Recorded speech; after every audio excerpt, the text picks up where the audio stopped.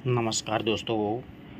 देखिए, कल जो ईओआरओ की परीक्षा संपन्न हुई है, उसको लेकर के अपन एक कट ऑफ के बारे में चर्चा करेंगे और पेपर का एनालिसिस करेंगे, यानी विश्लेषण करेंगे अच्छे से कि कौन सा जो पार्ट था वो सही था, कौन सा विद्यार्थियों के लिए हार्ड साबित हुआ।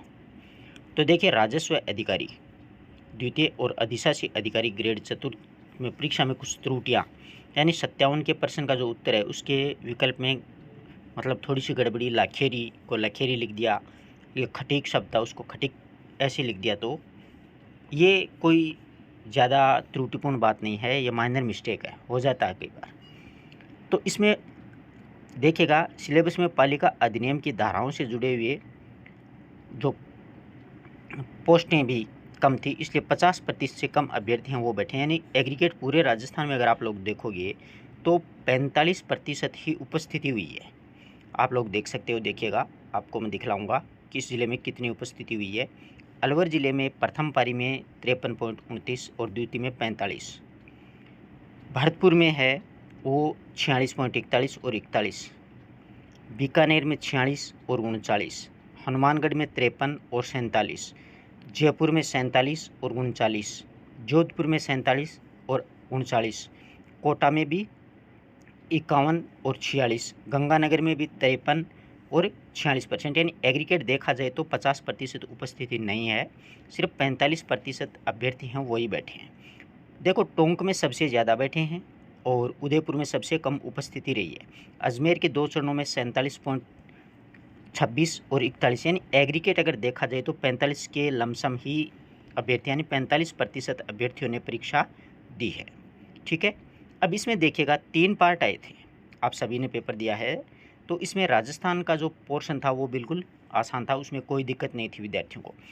दूसरा पोर्शन आता है पॉलिटिकल साइंस की, अगर चर्चा करें तो वो भी कोई ज़्यादा डीपली नहीं था, बिल्कुल यानी बेसिक स्तर से था, कोई ज़्यादा हार्ड नहीं कह सकते अपन उन प्रश्नों को। फिर तीसरा आता है करंट का, ये पोर्शन थोड़ा सा डीपली पड़ा था विद्यार्थियों के लिए, करंट वाकई स्तरीय पूछा गया था। धाराओं का चौथा जो पोर्शन आता है वो भी ज़्यादा हार्ड नहीं था। ठीक है, अगर इन चारों पर चर्चा की जाए तो इसमें हार्ड वाला जो प्रश्न पोर्शन आता है वो आता है करंट अफेयर्स का। इसके अलावा अन्य जो पार्ट हैं, राजस्थान का है, पॉलिटिकल का है और धाराओं का है, ये ज़्यादा हार्ड नहीं थे। अब अपन चर्चा करते हैं। देखिए, 120 प्रश्न आए थे पूरे पेपर में। कितने आए थे? 120। सीटें बिल्कुल भी कम थी, यानी करीबन 97-98 समथिंग सीटें थी। तो इतनी सीटों में मतलब कुल अभ्यर्थियों का अगर 45% बैठता है तो देखिएगा, अगर जनरल का कोई बंदा है तो 105 और 107 प्रश्न अगर सही करता है ना, तो वो दौड़ में है, सुनिश्चित है। 105 से 7 इससे अबव प्रश्न जनरल के विद्यार्थियों के लिए बिल्कुल सही है।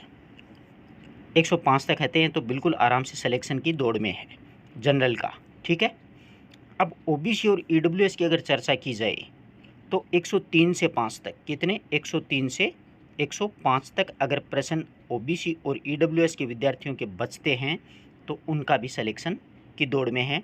कोई घबराने की उनको आवश्यकता नहीं है, इससे ज़्यादा नहीं जाएगी। अगर आपको कोई कह रहा है कि जनरल की 110 जाएगी, ऐसा कुछ भी नहीं है, इतना आसान पेपर भी नहीं था। 105 से 7 जनरल रहेगा, 103 से 5 तक ओबीसी और ईडब्ल्यूएस रहेगी। अब एससी की अगर चर्चा की जाए ना, तो देखिएगा एससी के कोई कैंडिडेट हैं तो एससी के कैंडिडेट ध्यान में रखिएगा, 95 से लेकर के 97 तक अगर कोई बंदा बचा रहा है तो आराम से सिलेक्शन की दौड़ में है, 95 से 97 तक।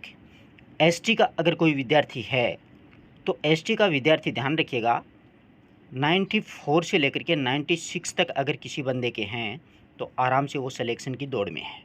ठीक है, एससी का विद्यार्थी है 95 से 97 तक और एसटी का 94 से 96 तक। ईडब्ल्यूएस एमबीसी के जो विद्यार्थी हैं ना, एमबीसी, उनको 100 क्वेश्चन चाहिए होंगे। 100 क्वेश्चन अगर किसी बंदे के सही हैं एमबीसी में तो बिल्कुल सिलेक्शन की दौड़ में है। इससे अबव मेरिट जो मैंने आपको बताई है इससे ज़्यादा नहीं जाएगी। आप जब कट ऑफ आए तो उसमें मिलान कर लीजिएगा, आप लोग वीडियो सुरक्षित रख सकते हो जो मैंने बताया है। जैसे जनरल की 105 आप लोग लिख सकते हो, 105 से 7 तक। ईडब्ल्यूएस ओबीसी की 103 से 105 तक। ठीक है, एससी की 95 से 97 तक, एसटी की 94 से 96 तक और एमबीसी जो है वो 100 क्वेश्चन अगर किसी बंदे के सही हैं तो उनका बिल्कुल सिलेक्शन की दौड़ में है। इससे नीचे कोई आशा रखने की आवश्यकता नहीं है और ना ही इससे ऊपर जाएगी कि मेरे तो 107% बचे हैं, 106 बचे हैं, नहीं होगा, ये होगा। 105 से ऊपर अगर जनरल के विद्यार्थियों के हैं तो बिल्कुल सिलेक्शन की दौड़ में है। पेपर वाकई, हाँ ये ज़रूर है कि राजस्थान का जो जीके था वो बिल्कुल आसान था, परंतु पेपर देते ना उस समय इंसान के बहुत सी चीज़ें ध्यान में रखनी पड़ती है, बहुत सा दबाव होता है कि ये प्रश्न करूं कि नहीं करूं, क्योंकि अधिकांश विद्यार्थी तो इस चक्कर में अटक गए। आप खुद देखो, अब इसमें स्पष्ट लिखा हुआ है कि 57 के प्रश्न में गड़बड़ी। अब लाखेरी लखेरी इसमें भी यहाँ पर भी कंफ्यूज हो गया। एग्ज़ाम हॉल में अगर आप देते हो तो कि यार ये अपने तो लाखेरी पढ़ा था, यहाँ पर लखेरी लिख रखा है, अपने तो खटीक पढ़ा था, इसमें खटीक लिख रखा है, जबकि ये दोनों उत्तर सही हैं। इसको आरपीसी कोई बदलाव नहीं करेगी, कोई घबराने की आवश्यकता नहीं है, ये दोनों उत्तर बिल्कुल सही है। मात्रा की गलती, माइनर मिस्टेक हो जाती है, कोई बड़ी बात नहीं है, ध्यान रखिएगा इस बात का। तो इस प्रकार से परीक्षा हॉल में बहुत दबाव रहता है। ऐसे एक करंट था वो बिल्कुल स्तरीय था। हाँ, कुछ प्रश्न जो हैं वो नगरपालिका अधिनियम से संबंधित थे, वो भी वाकई बहुत ही स्तरीय प्रश्न पूछे गए थे, ऐसी बात नहीं है। और पॉलिटिकल साइंस के भी एक दो में मिस्टेक होना स्वाभाविक है, ये तो है नहीं कि बट्टे से बट्टे अपन कर देंगे। तो ध्यान रखिएगा, जितनी मैंने आपको कट ऑफ बताई है उससे अबव कट ऑफ कतई नहीं जाएगी। अगर इतने आपके कैटेगरी वाइज बन रहे हैं तो आप बिल्कुल सिलेक्शन की दौड़ में हैं, घबराने की कोई आवश्यकता नहीं है। पेपर स्तरीय था, अच्छा था। हाँ, दिक्कत यहाँ पर आती है कि सीटें बिल्कुल कम थी, यानी अंडर 100 की सीट थी, तो अब सोच लो इतने तो बंदे मिल ही जाएंगे। और 105 प्रश्न कम नहीं होते हैं, 120 में से 105 बहुत प्रश्न होते हैं। समझ रहे हो बात को? वीडियो अच्छा लगा और आपको मेरा विश्लेषण अच्छा लगा तो आप अपने मित्रों तक ज़रूर शेयर कीजिएगा। धन्यवाद दोस्तों, गुड लक।